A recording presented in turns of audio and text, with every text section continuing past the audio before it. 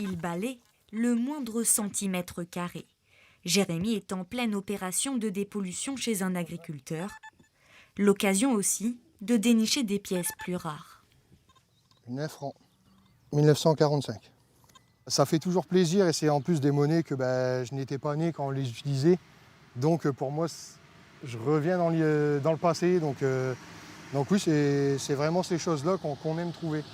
Depuis un mois et demi, il peut utiliser légalement son détecteur de métaux dans le département de la Somme. Une petite révolution pour lui. Ça fait plaisir puisque c'est ce qu'on recherche depuis plusieurs années.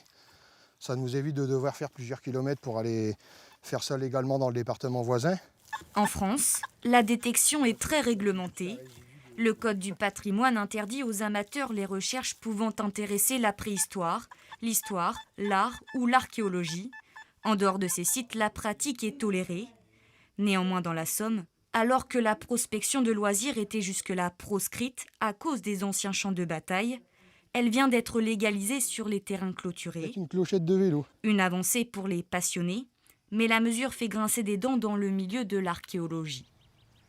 Le fait de prélever des objets comme ça de façon anarchique dans des terrains, dans des champs, tout ça, sans en connaître le contexte, nous on perd l'information en fait. On peut plus donner une histoire à l'objet.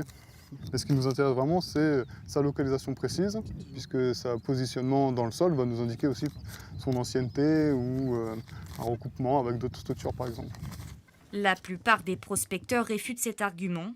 Pour eux, la détection ne peut être responsable des éventuels dommages. L'objet, lui, il se mange lui aussi les produits, les engrais des agriculteurs. L'objet est malmené par les engins agricoles. Donc, leur prétexte de contexte ne tient pas la route. La Fédération française de détecteurs de métaux vient également de déposer un recours devant le tribunal administratif d'Amiens. Elle souhaite que la pratique dans le département ne soit pas limitée aux terrains clos, à l'image du reste du pays.